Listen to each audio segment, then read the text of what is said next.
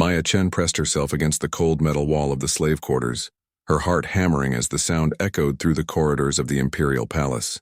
She had been here for 3 months now, ever since the Zephyrian Empire had conquered Earth and selected her along with 200 other humans for domestic service. The translation collar around her neck felt heavier each day, its neural implants forcing her to understand every cruel word spoken in the alien tongue. The other humans cowered in their bunks, but Maya found herself moving toward the sound. Something was wrong. The screaming wasn't coming from the punishment chambers where humans were usually taken. This was different. This was coming from the Imperial wing. Through the reinforced glass of the corridor, Maya caught sight of something that made her blood freeze. The Empress's personal guard, a massive Zephyrian warrior known as Fenris the Destroyer, was writhing on the marble floor of the Great Hall. His silver fur was matted with sweat, his wolf-like features contorted in agony. The neural crown that controlled his mind, the same technology that had enslaved him to the Empress for 20 years, was sparking and smoking. Around him, a dozen Imperial technicians worked frantically with their instruments, their insectoid faces clicking with distress. The Empress herself stood watching, her crystalline features cold as always, but Maya could see the concern in her multifaceted eyes. Fenris wasn't just any soldier. He was her most prized possession, the one who had conquered 17 worlds in her name. Maya knew she should turn away. Humans weren't allowed in this part of the palace. The punishment for being caught here was immediate execution. But something about the scene held her transfixed. She had seen that kind of pain before back on Earth, when her younger brother had suffered seizures from his brain tumor, the same desperate thrashing, the same loss of control. Without thinking, she found herself pressing closer to the glass. The translation collar around her neck buzzed with warnings, but she ignored it. On the floor, Fenris let out another agonized howl, and Maya watched as his claws scraped furrows in the ancient marble. The head technician, a tall Zephyrian with elaborate ceremonial markings, approached the Empress with obvious reluctance.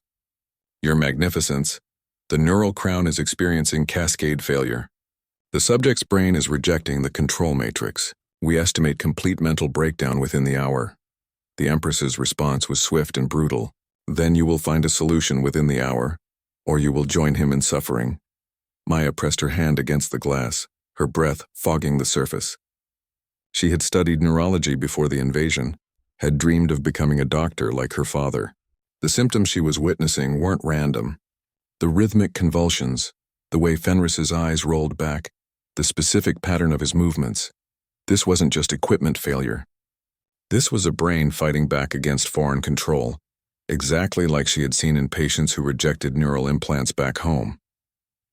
The technicians were approaching the problem wrong. They were trying to force the connection stronger, but that would only cause more damage. What Fenris needed was for the neural pathways to be calmed, not overstimulated. Maya looked around quickly. The corridor was empty. The other humans were too frightened to come near this part of the palace. The guards were all focused on the crisis in the Great Hall. She could walk away now. Should walk away. This wasn't her problem, but as she watched Fenris convulse again, she thought of her brother. She thought of all the times she had wished she could do something, anything to help him during his worst episodes. She thought of the helpless feeling of watching someone suffer when you knew there might be a way to ease their pain.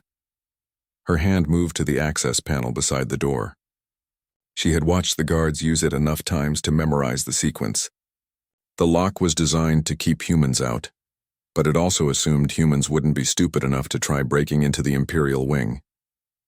The door slid open with barely a whisper. Maya stepped into the Great Hall, and immediately every eye in the room turned toward her. The silence that fell was deafening. She could feel the weight of their stares, the shock radiating from the assembled Zephyrians. A human in the Imperial wing, during a crisis involving the Empress's most valuable asset. The Empress herself took a step forward, her crystalline features shifting into an expression of pure rage. How did this creature get in here? Her voice was like breaking glass. One of the guards moved toward Maya with his weapon drawn, but before he could reach her, Fenris let out another tortured scream. The sound cut through the tension in the room like a blade, reminding everyone why they were there. Maya forced herself to speak, her voice small but clear in the vast space. "I can help him." The laughter that erupted from the assembled Zephyrians was harsh and mocking. The head technician's mandibles clicked in amusement. The little pet thinks she understands Zephyrian neurotechnology. But Maya wasn't looking at them. She was looking at Fenris, at the pattern of his convulsions, at the way his hands clenched and unclenched. Every instinct she had developed studying medicine was screaming at her. He's not rejecting the crown, she said, louder this time. His brain is trying to protect itself from electrical overflow. You're treating the symptoms, not the cause.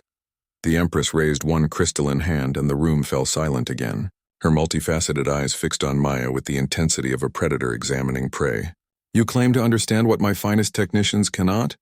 Maya swallowed hard but stood her ground. I studied human neurology before Earth was conquered. The brain patterns are similar. The crown isn't failing. It's working too well. The neural pathways are overloading because they're trying to process commands faster than the organic brain can handle. Another convulsion racked Fenris's massive frame, and Maya saw her chance. If you let me try, I think I can stabilize him. But every minute you wait, the damage gets worse. The silence stretched on for an eternity. Maya could hear her own heartbeat, could feel the sweat beading on her forehead despite the cool air of the hall. She was either about to save a life or get herself killed for the ultimate act of presumption. Finally, the Empress spoke. If you fail, you die slowly. If you succeed... She paused, studying Maya with those alien eyes. If you succeed, we will discuss your continued existence. Maya nodded, her throat too dry to speak. She approached Fenris slowly, ignoring the weapons trained on her from every direction. Up close, she could see the intelligence in his eyes trapped behind the pain and confusion. For just a moment, she thought she saw something else there. Hope, maybe. Or recognition that someone, finally, was trying to help instead of control. She knelt beside him and placed her hand on his forehead, feeling the heat radiating from his fevered skin. Easy, she whispered, her voice meant for his ears alone. I'm going to try to help you. Maya's hands moved carefully over the neural crown, her fingers tracing the alien technology with surprising confidence. The device was far more advanced than anything from Earth, but the basic principles were the same. Electrical signals, neural pathways, synaptic responses. Her father had always said that brains were brains, regardless of the species. The frequency modulation is wrong, she said, not looking up from her work. You're using a constant pulse, but organic neural networks need variable rhythms. Like a heartbeat, not a metronome. The head technician scoffed. Impossible. The crown has maintained optimal function for 2 decades. Optimal for control, Maya replied, carefully adjusting a small dial on the side of the crown. Not optimal for the brain wearing it. Look at the readouts. The theta waves are spiking every few seconds. That's not rejection. That's exhaustion. As she spoke, she could feel Fenris's body beginning to relax slightly under her touch. His breathing, which had been rapid and shallow, started to slow. The convulsions were becoming less violent. More like tremors. Impossible, the technician repeated, but Maya could hear uncertainty creeping into his voice. Human medical knowledge is primitive, one of the guards growled. This creature cannot succeed where our finest minds have failed. Maya ignored them, focusing entirely on the complex web of connections between the crown and Fenris's skull. She could see the problem now, clear as day. The neural crown had been designed for short-term use, for battlefield commands and tactical control. But 20 years of constant wear had created scar tissue in the brain, pathways that had calcified under the relentless electrical stimulation.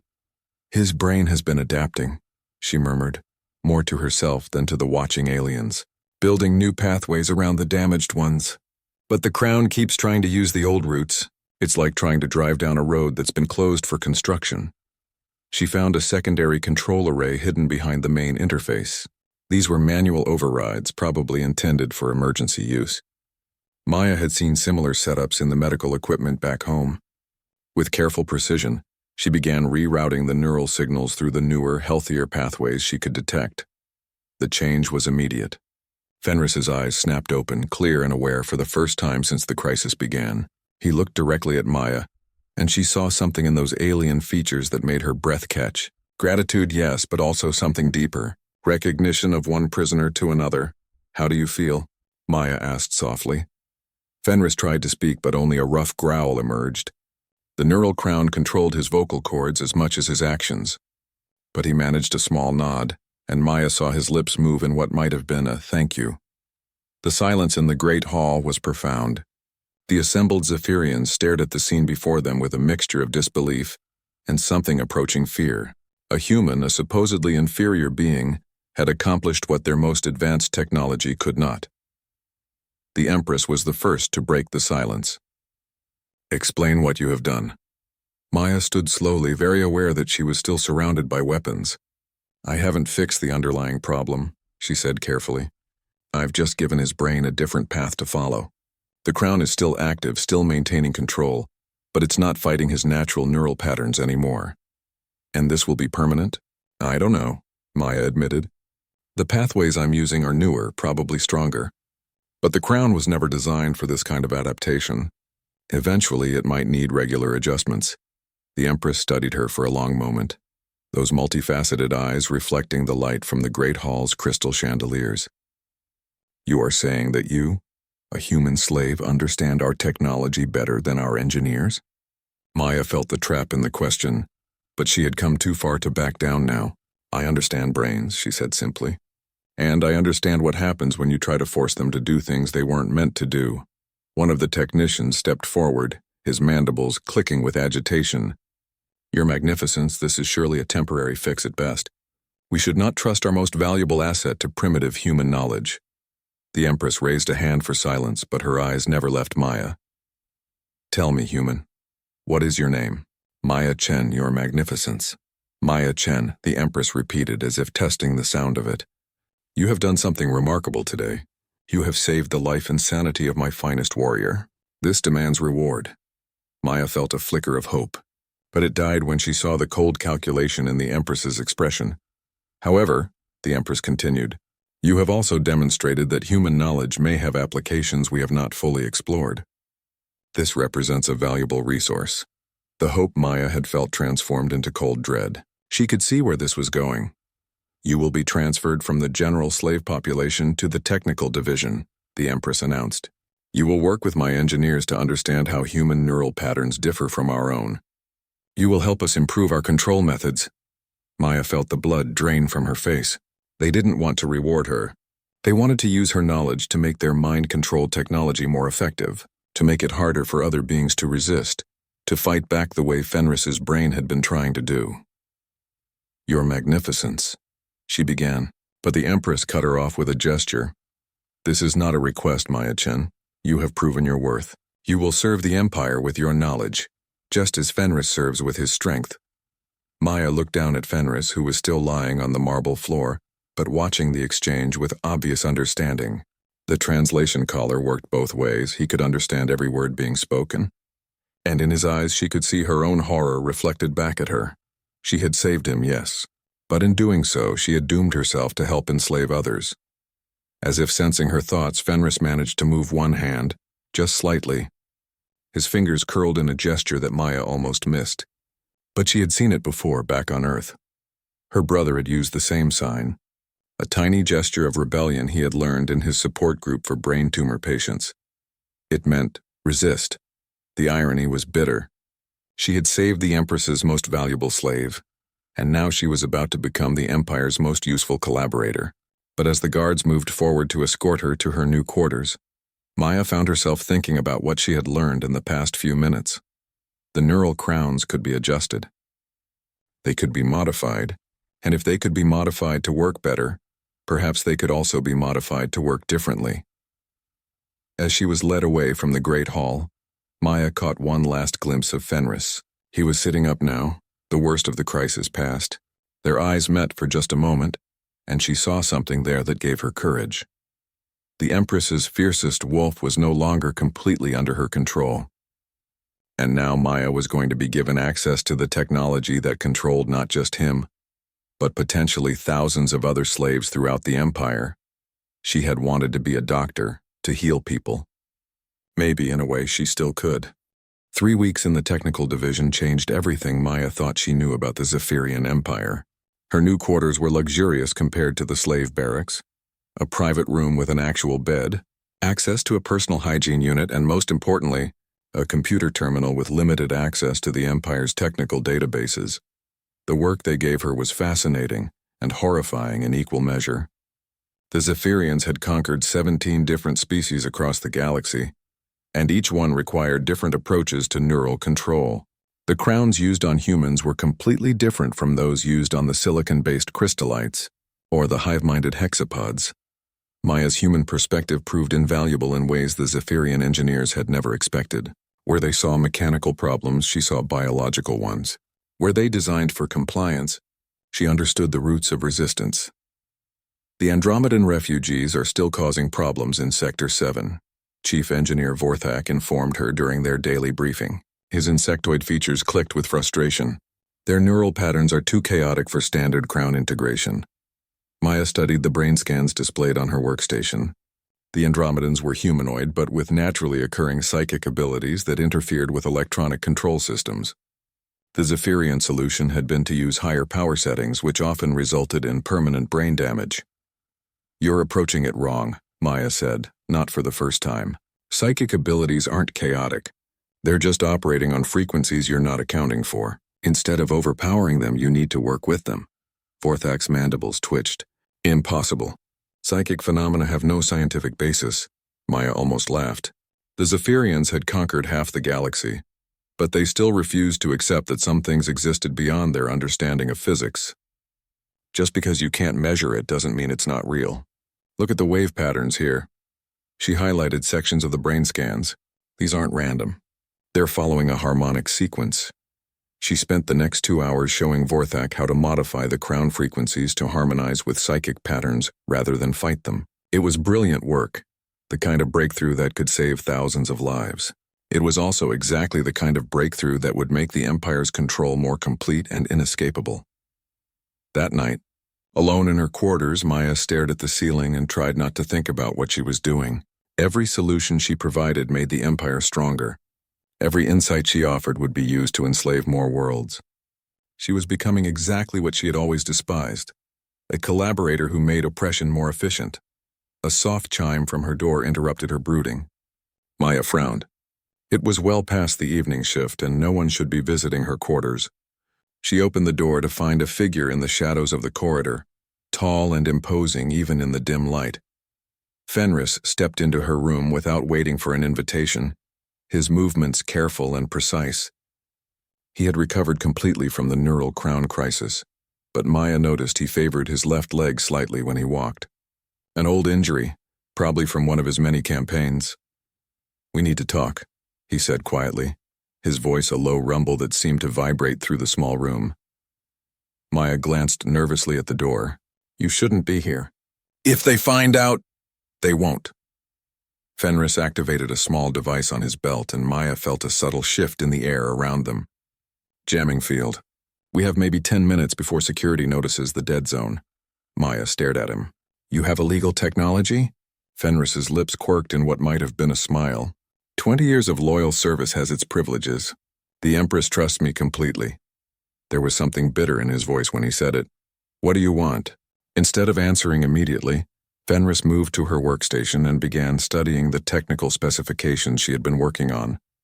His eyes, which Maya had thought were simple amber, seemed to shift and change as they processed the information on the screen. "Neural crown modifications for psychic species," he read. "You're getting very good at this." "I don't have a choice. There's always a choice." Fenris turned to look at her, and Maya was struck again by the intelligence in his features. The neural crown might control his actions, but it hadn't destroyed his mind. "The question is whether you're brave enough to make it." Maya felt her heart start to race. "What are you talking about?" "You know exactly what I'm talking about." Fenris gestured toward the workstation. "You understand the crown technology better than any Zephyrian engineer. You know how to modify it, how to improve it, but more importantly, you know how to break it." "I can't," Maya began, but Fenris cut her off. 3 weeks ago, you saved my life, but you did more than that. The adjustments you made to my crown, they weren't just therapeutic. They were liberating." Maya felt the blood drain from her face. "That's not possible. I followed standard protocols. Standard protocols that you modified based on human understanding of neural plasticity." Fenris leaned closer, his voice dropping to barely a whisper. "For the first time in 20 years, Maya-chan, I have moments. Brief periods where the crown's control wavers. where I can think my own thoughts without imperial oversight. The implications hit Maya like a physical blow. If Fenris was right, if her modifications had created gaps in the Crown's control, then everything changed. How long do these moments last? Seconds, usually. Sometimes a minute or two, but it's enough. Enough to remember who I was before they put this thing on my head. His hand moved unconsciously toward the neural crown, then stopped. Enough to start planning. Planning what? Revolution. The word hung in the air between them like a dangerous secret. Maya looked around her quarters, suddenly aware of every surface that might conceal a listening device, every corner that might hide a surveillance camera. You're talking about treason, she said quietly. I'm talking about freedom. Fenris activated another device on his belt, and Maya heard a subtle humming sound. Secondary jamming field. If they're listening now, they'll only hear static. He studied her face carefully. The question is, are you with me? Maya thought about the past 3 weeks, about all the modifications she had helped design, all the species she had inadvertently helped enslave more efficiently. She thought about her brother, about her parents back on Earth, about the 200 other humans still living in the slave quarters below. What would you need me to do? Keep doing what you're doing. Keep gaining their trust. Keep learning about the Crown technology, but start introducing subtle flaws into your modifications. Nothing obvious, nothing that would be detected in normal operation. Just small vulnerabilities that could be exploited later. And you? I continue to be the Empress's faithful hound. I carry out her orders, I win her battles, I maintain her trust. But I also start making contact with others like me. Slaves who have enough freedom of movement to carry messages, to organize, to prepare. Maya was quiet for a long moment, weighing the risks against the possibilities. If they were caught, they would both die horribly. But if they succeeded, how many others know about this? Right now, just us. But there are others who could be turned. The Crown technology isn't perfect, especially on species it wasn't originally designed for. There are cracks in the Empire's control, Maya. We just need to find them and make them bigger. A soft beep from Fenris's jamming device warned them that their time was almost up. He moved toward the door, then paused. I know what you're thinking, he said without turning around. That this is hopeless, that we're just 2 slaves against an entire empire. But remember this. 3 weeks ago, you did something that their finest engineers thought was impossible. You fixed a problem they couldn't even diagnose. He looked back at her, and Maya saw something in his eyes that she hadn't expected. Hope. Humans have a saying. She said quietly, the impossible just takes a little longer. Fenris smiled, and for the first time since she had met him, Maya saw not the Empress's weapon, but the man he had once been. Then we'd better get started. 2 months into her secret alliance with Fenris, Maya had become the technical division's most valued consultant. Chief Engineer Vorthak praised her innovations publicly, and even the Empress herself had commended Maya's work during the weekly progress reviews. Every success made Maya's stomach turn, because she knew the true cost of her improvements. The modified neural crowns were working exactly as intended. The rebellion grew stronger with each new deployment. Maya had learned to build her sabotage into the fundamental architecture of each modification. A slight adjustment to the harmonic frequencies that would degrade over time, a redundant circuit that would occasionally create feedback loops, microscopic alterations to the neural interface that would allow the subject's natural brain patterns to slowly reassert themselves. The beauty was that none of these flaws would manifest for months, sometimes years.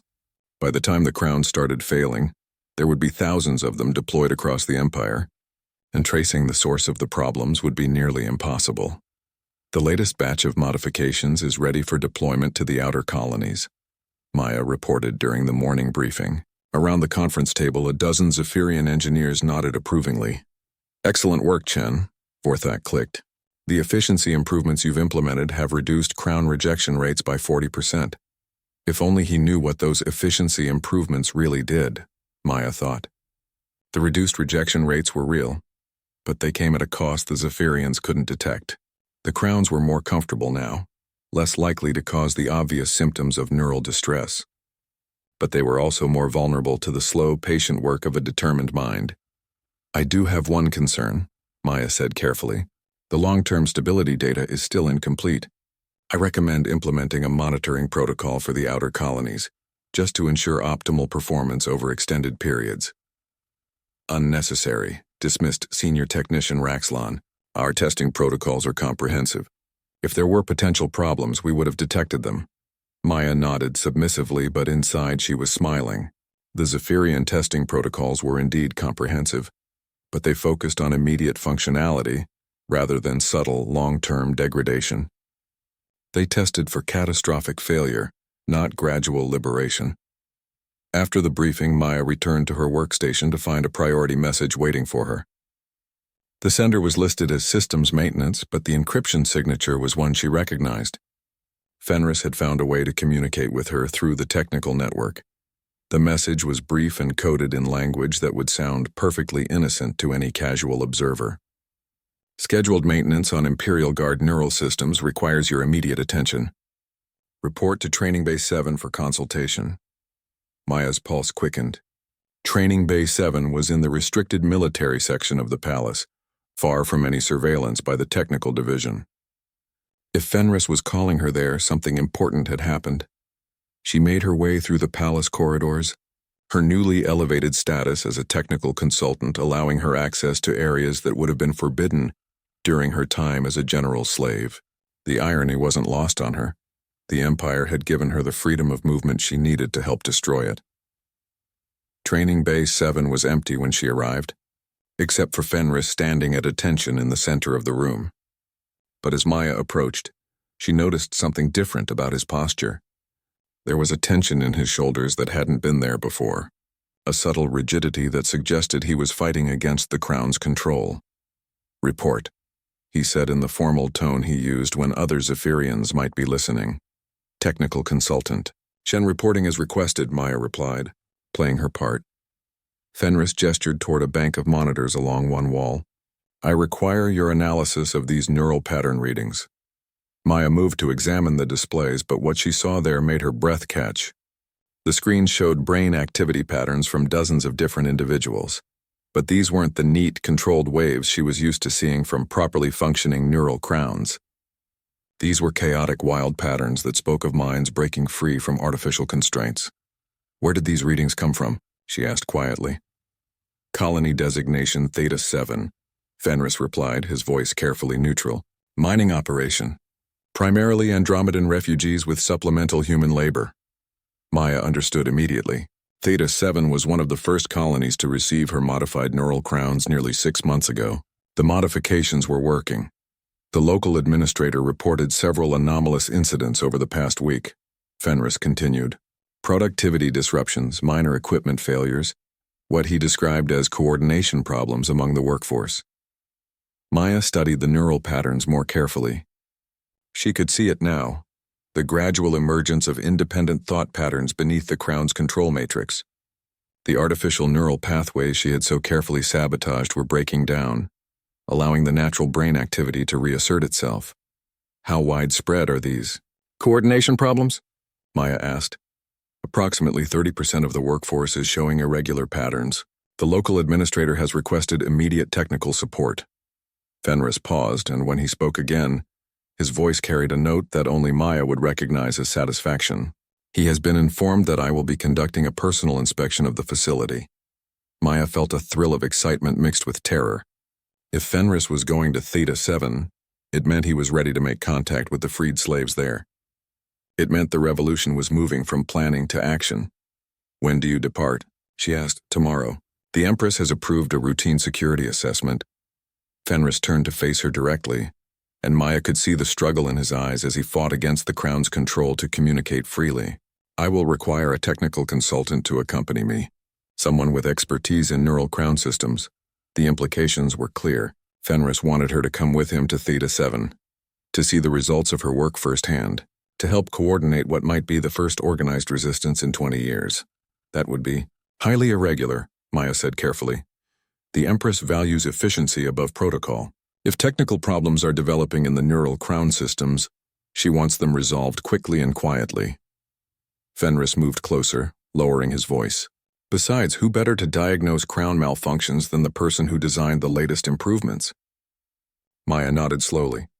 The logic was sound, and if Fenris presented it correctly to the Empress, she might actually approve the request. The risk was enormous. If their true purpose was discovered, they would both face execution.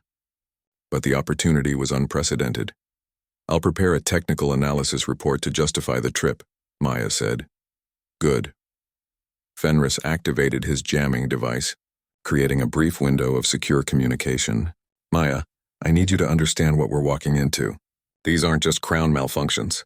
The people on Theta 7 are starting to remember who they were before the Empire took them. They're scared, confused, and angry. Some of them might see us as enemies. I understand.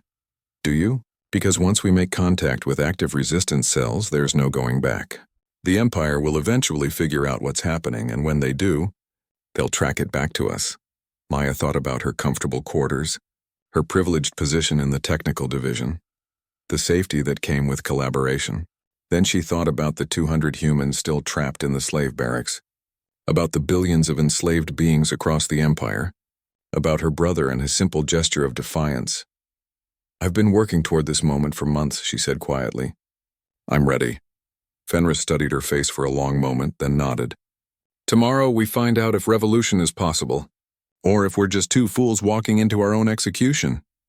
"In that case," Maya said, surprising herself with her own calm, "I can't think of better company for the walk." For the first time since she had known him, Fenris laughed. It was a sound full of bitter hope. The laugh of someone who had been enslaved so long that freedom seemed like a beautiful dream.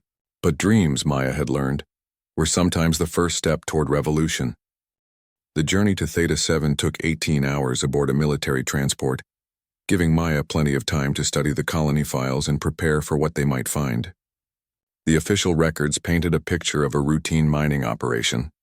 3,000 Andromedan refugees and 800 human slaves extracting rare minerals under Zephyrian supervision. The unofficial reality was becoming clear from the reports that filtered back to the Imperial Palace. Work efficiency down 28% over the past month, Maya read from her data tablet.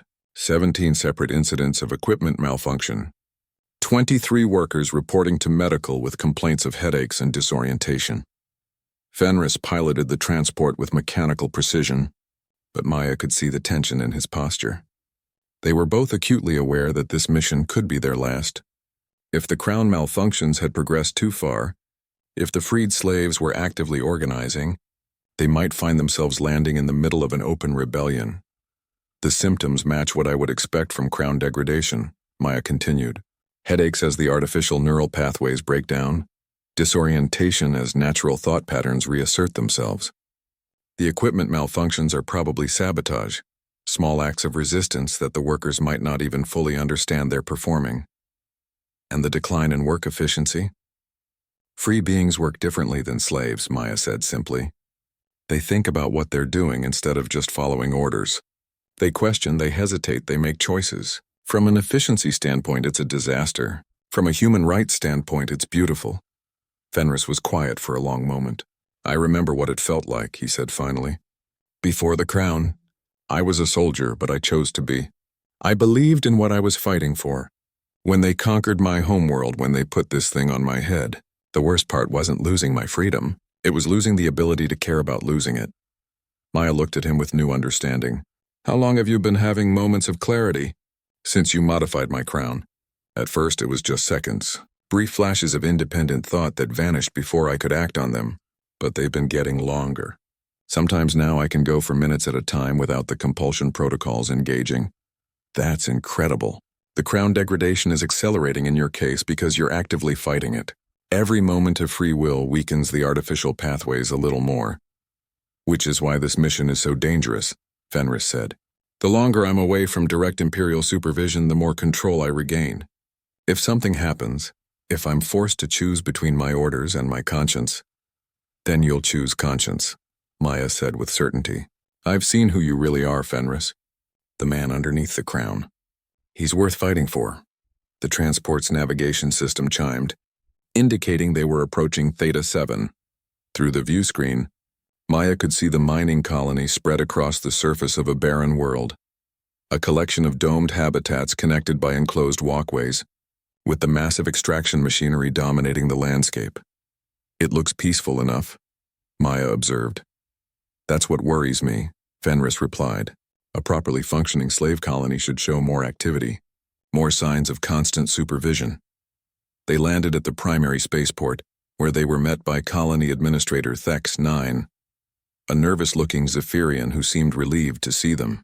His greeting was formal, but Maya could detect genuine anxiety beneath the bureaucratic politeness. Commander Fenris, Technical Consultant Chen, welcome to Theta-7. I trust your journey was comfortable. Adequate, Fenris replied in his official tone. I require a comprehensive briefing on the operational anomalies you've reported. Of course. If you'll follow me to the command center. As they walked through the colony's corridors, Maya tried to observe everything without seeming suspicious. The first thing she noticed was the silence. In a properly functioning slave facility, there should have been constant noise. The sound of machinery, the movement of workers, the barked orders of supervisors. Instead, there was an eerie quiet that suggested something fundamental had changed. The second thing she noticed were the workers themselves. They moved differently than proper slaves. Instead of the purposeful mechanical gait of beings under neural control, these people walked with hesitation, with what looked almost like curiosity about their surroundings. Several of them made eye contact as the official party passed, which would have been unthinkable behavior under normal circumstances. In the command center, Administrator Thex-9 presented a detailed breakdown of the colony's declining performance metrics. The statistics told the story Maya had expected, a gradual but accelerating breakdown of the control systems that kept the colony functioning. The most concerning development is the emergence of what appears to be organized resistance among the workforce, Thex-9 reported. Yesterday, an entire mining shift simply stopped working.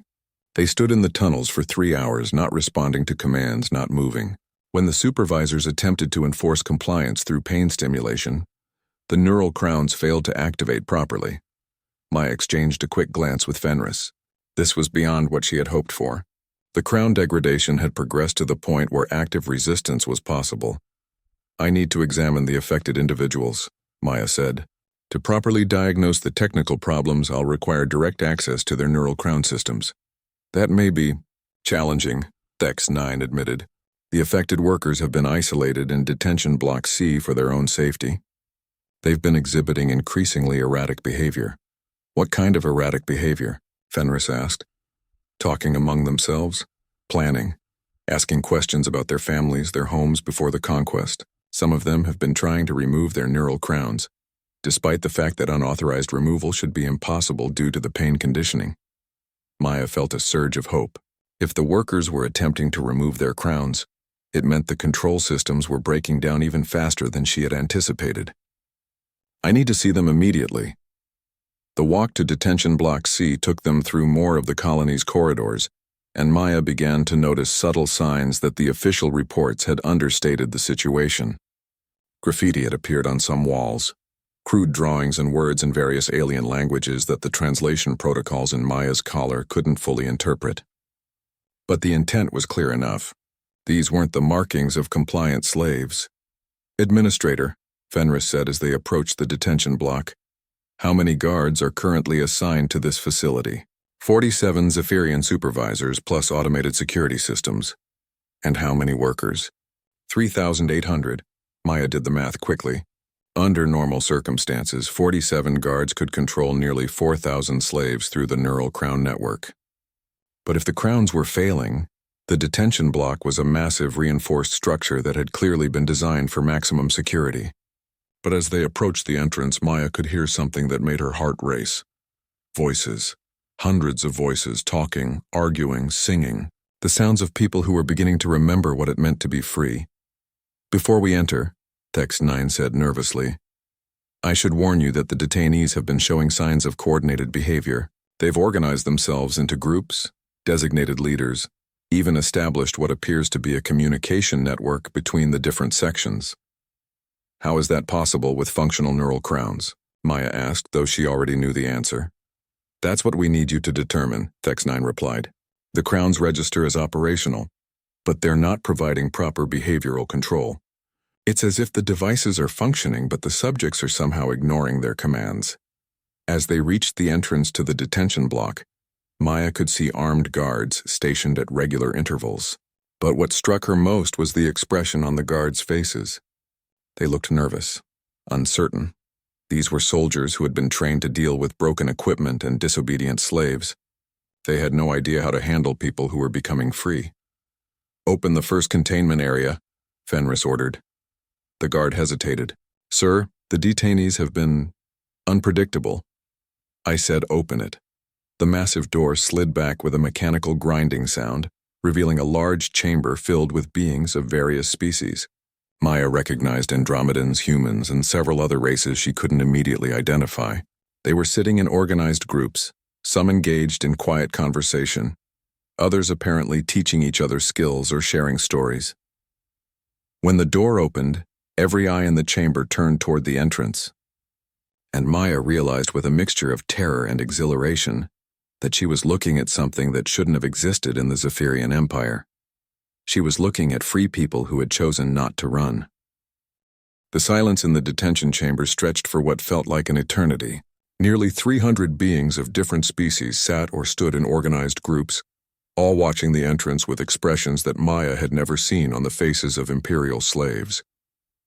There was no cowering, no immediate submission. Instead, she saw curiosity, wariness, and something that made her heart skip: hope. A human woman near the front of the group stood up slowly. She was middle-aged, with graying hair and work-worn hands, but she carried herself with a dignity that no neural crown should have allowed. When she spoke, her voice was clear and steady. "Are you here to help us or to fix us?" Administrator Thex 9 made a sharp clicking sound of disapproval. "Detainee 4471, you will remain silent until addressed by Imperial authorities." The woman looked at the administrator with something approaching pity. "My name is Dr. Sarah Martinez. I haven't been detainee 4471 for 2 weeks now." Maya felt the blood drain from her face. She recognized the name. Dr. Sarah Martinez had been one of Earth's leading neurologists before the conquest. She had been on the transport ship that brought Maya to the Imperial Palace, but Maya had lost track of her after they were separated for work assignments. "How?" Maya asked, her voice barely a whisper. Dr. Martinez smiled, and it was the first genuine smile Maya had seen from another human since arriving on the Imperial Palace. "The same way you did it, I suspect. By understanding that brains want to be free, and if you give them the slightest chance, they'll fight for that freedom." Fenris stepped forward, his posture rigid with military bearing, but Maya could see the struggle in his eyes. "Explain the malfunction in your neural control systems." "There is no malfunction," said a voice from the back of the group. An Andromedan with the distinctive blue-scaled skin of his people emerged from the crowd. "The devices work exactly as designed. We have simply learned to work around them." Maya's mind raced. If the crown degradation had progressed to the point where the subjects could consciously resist the control protocols, then her sabotage had been far more successful than she had dared hope. "That's impossible," Thex 9 protested. "Neural crowns provide direct control over motor functions and cognitive processes. Resistance should trigger immediate pain responses." "Oh, they do," Dr. Martinez said conversationally. "The pain is quite intense, actually. But pain is just another neural signal, and neural signals can be redirected." The Andromedan nodded. "Dr. Martinez has been teaching us meditation techniques based on human neurology. When combined with our natural psychic abilities, we can create mental barriers that isolate the crown's influence to a small portion of our consciousness." Maya stared in amazement. The freed slaves hadn't just overcome their neural crowns. They had developed a systematic method for training others to do the same. They were building a resistance movement based on her sabotage and human medical knowledge. "How many of you have achieved functional resistance?" Fenris asked, his voice carefully neutral. "About 60% in this block," Dr. Martinez replied. "The success rate varies by species, but we've had some breakthrough with every racial group represented here." "And the others? The 40% who haven't achieved resistance?" An older human man stepped forward. "They're still trying. We don't abandon anyone. That's one of the first things Dr. Martinez taught us. The Empire's greatest weakness is that they treat people like equipment. We treat each other like family." Maya felt tears forming in her eyes. These people had not only freed themselves, they had created a community based on mutual support and shared resistance. It was everything she had hoped for and more. But Thex 9 was growing increasingly agitated. "This is completely unacceptable. These detainees require immediate recalibration of their neural control systems. Technical consultant Chen, you must implement corrective measures immediately. All eyes in the chamber turned to Maya. She could feel the weight of their expectations, their hopes, their trust. She could also feel Fenris's tension beside her, knowing that he was fighting his own battle against the compulsion protocols in his neural crown. I'll need to conduct detailed scans of the affected individuals, Maya said carefully, to properly understand the nature of the technical problems. Of course, Dr. Martinez said, and Maya caught something in her tone that suggested she understood exactly who Maya really was. We're completely willing to cooperate with your investigation. Over the next several hours, Maya moved through the detention blocks, ostensibly conducting technical diagnostics but actually learning about the most remarkable development in the history of the Zephyrian Empire. The freed slaves had not only overcome their neural crowns, they had begun planning for what came next. They had identified which guards were most susceptible to persuasion, which systems could be sabotaged, which communication networks could be compromised. They had drawn up plans for converting the mining equipment into weapons, for establishing secure communication with other colonies, for coordinating simultaneous uprisings across multiple worlds. The key insight, Dr. Martinez explained as Maya pretended to adjust her neural crown settings, was realizing that the crowns are designed to control individuals, not communities. They can force a person to obey orders, but they can't prevent people from caring about each other. Once we started working together, supporting each other through the resistance process, the control systems became much less effective. Maya nodded, making notes on her tablet that would look like technical observations but were actually intelligence about the resistance network. How long do you estimate before you could extend this to the entire colony? With the current rate of success, maybe another month before we have enough free individuals to overwhelm the remaining security systems. Maya felt a chill of excitement and terror. If Dr. Martinez was right, Theta 7 could become the first completely liberated world in the Empire's history, but it would also become a target for the full might of the Imperial military. What about other colonies? Other worlds? Dr. Martinez smiled grimly. We've already made contact with resistance cells on 7 other worlds. The neural crown modifications that made this possible, they're not unique to Theta 7, are they? Maya met her eyes and knew that her secret was out. Dr. Martinez had figured out exactly who was responsible for the crown sabotage, and more importantly, she approved. I need to speak with Commander Fenris alone, Maya said. They found a quiet corner of the detention facility where Maya could activate the jamming device Fenris had given her. For a few precious minutes, they could speak freely. It's everything we hoped for and more, Maya said. They're not just free, they're organized. They have plans, strategies, communication networks. This could be the beginning of a real revolution. Fenris nodded, but his expression was troubled. Which means it's also the beginning of the end for both of us. Once we report back to the Imperial Palace, they'll want immediate solutions to the crown failures. They'll want you to develop countermeasures to prevent future resistance. And if I refuse, then they'll know we're compromised. They'll execute us both and bring in other technicians to solve the problem. Maya understood the dilemma. If they reported the full scope of the resistance movement, the Empire would crush it before it could spread. But if they tried to cover it up, they would eventually be discovered, and the result would be the same. There's a third option, Maya said slowly. We don't go back. Fenris stared at her. What? We stay here. We help coordinate the resistance. We use our access to Imperial communications to feed intelligence to the other liberated colonies. We turn this from a local uprising into a galaxy-wide revolution. Maya, that's suicide. The Empire will send a fleet to retake this colony the moment they lose contact with us. Maybe. Or maybe they'll assume we died in an industrial accident. Mining colonies are dangerous places. Equipment failures happen all the time. Maya smiled grimly, especially when the equipment is being sabotaged by someone who understands exactly how it works.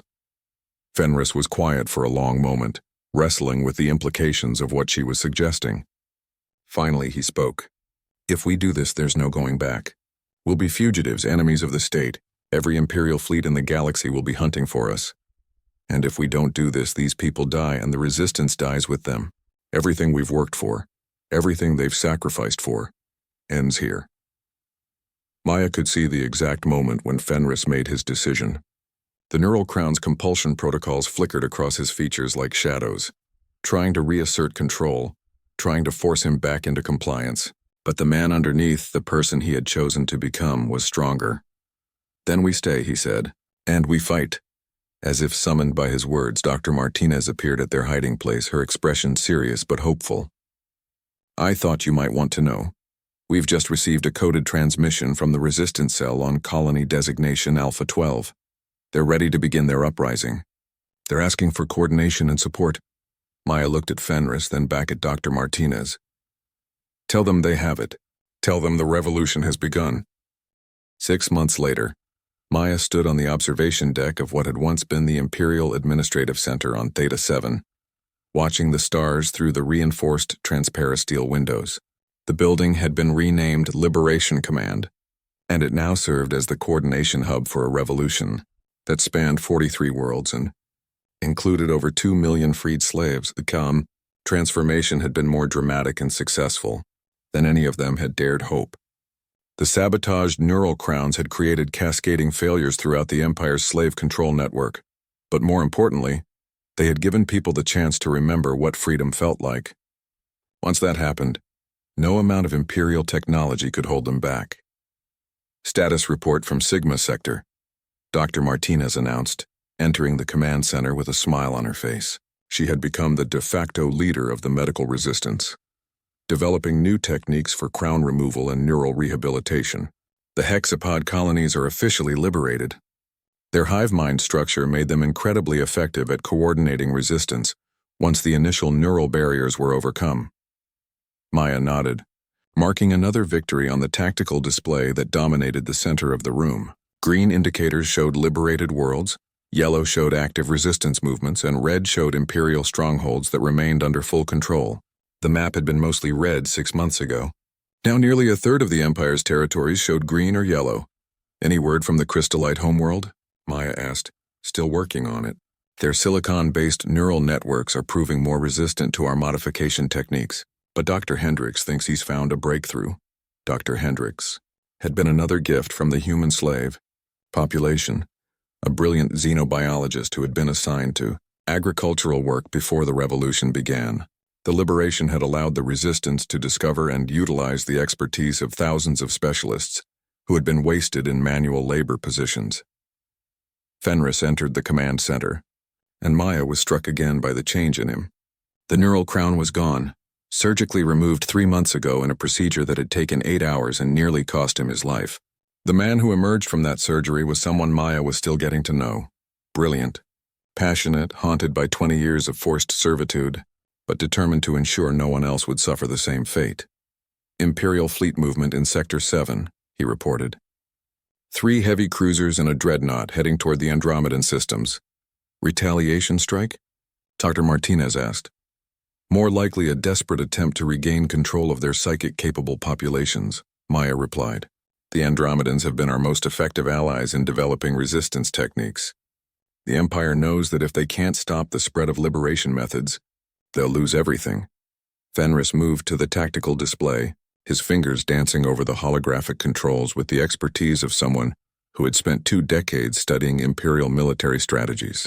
"We have enough warning to evacuate the civilian populations from the target worlds, but we can't abandon the infrastructure.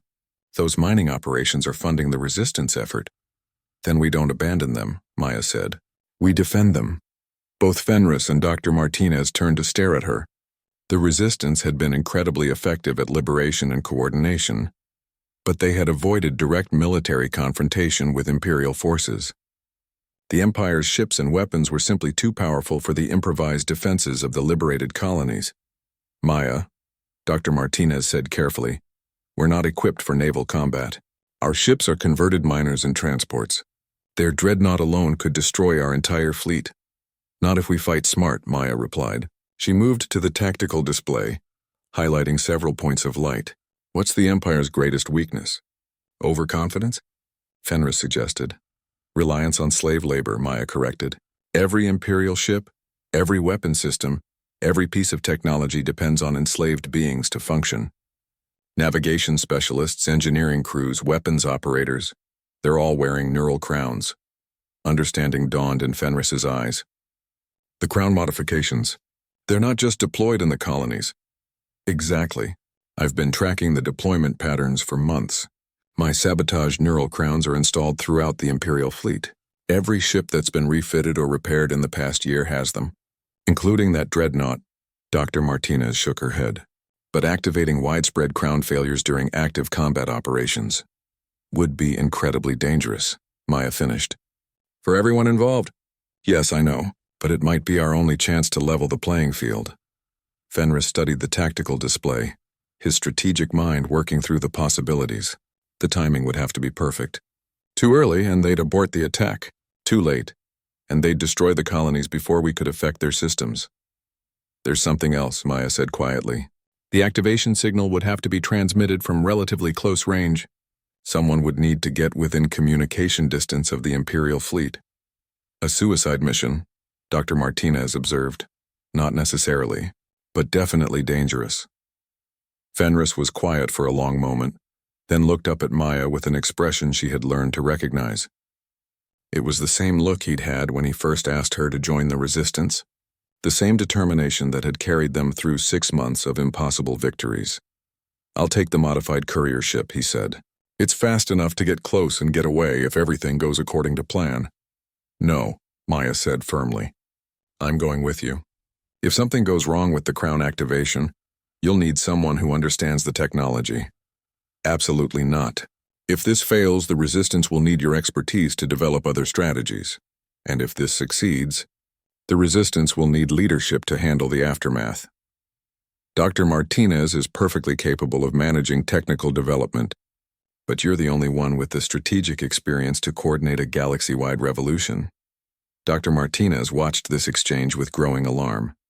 Both of you are talking like this is a foregone conclusion. There are other options.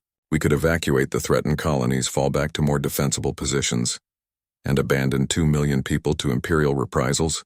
Maya shook her head. No, we've come too far to start running now. Then I'm going with you, Dr. Martinez said firmly. If you're determined to risk everything on this plan, you're going to need medical support. Maya started to protest, but Fenris cut her off. She's right. And besides, the three of us started this revolution together. It's only fitting that we see this part of it through together. 2 days later, they sat in the cramped cockpit of the courier ship Free Thought, watching the Imperial fleet approach the Andromedan systems. The dreadnought Emperor's Will dominated the formation, its massive bulk bristling with weapons that could sterilize a planet. Surrounding it, the 3 heavy cruisers moved in perfect formation, their crews no doubt confident in their overwhelming superiority. Transmission ready? Fenris asked, his hand steady on the ship's controls. Ready, Maya confirmed, her fingers poised over the activation sequence she had spent months preparing. But remember, once I send this signal, there's no telling how the affected crew members will react. They might surrender, they might fight each other, or they might just shut down completely. Only one way to find out, Dr. Martinez said from the medical station she had improvised in the ship's cargo bay. Neural pattern monitors are active. I'll track the effects as they spread through their systems. Fenris engaged the engines, bringing them closer to the Imperial formation. Here we go. Maya took a deep breath and activated the transmission. The signal went out at light speed, carrying with it the culmination of months of careful sabotage and preparation. Across the Imperial fleet, thousands of neural crowns began receiving the activation codes that would trigger their hidden vulnerabilities. For a moment, nothing seemed to happen. The Imperial ships continued their approach, their formations unchanged, their weapons charging for the attack on the Andromedan colonies. Then the Emperor's Will shuddered and began to list to starboard. It's working, Dr. Martinez reported, watching her monitors with intense concentration. I'm reading massive neural disruption across their entire crew. The crown failures are cascading through their command structure. On the tactical display, Maya could see the effects spreading through the fleet. One of the heavy cruisers suddenly broke formation, its navigation systems apparently offline. Another began spinning slowly, its artificial gravity systems failing. This is Commander Ahrik of the Imperial vessel Storm's Edge, came a transmission over the emergency channels. We are experiencing ship-wide system failures. Request immediate assistance. Maya felt a surge of triumph, but it was tempered by worry. The Crown failures were more extensive than she had anticipated. If the ships lost life support or suffered catastrophic system damage, thousands of enslaved crew members could die. "We need to get closer," she told Fenris. "I need to fine-tune the signal to prevent total system collapse." "Are you insane?" Dr. Martinez called from the back of the ship. "Those ships still have functioning weapon systems. One stray shot could vaporize us." "Dr. Martinez is right," Fenris said.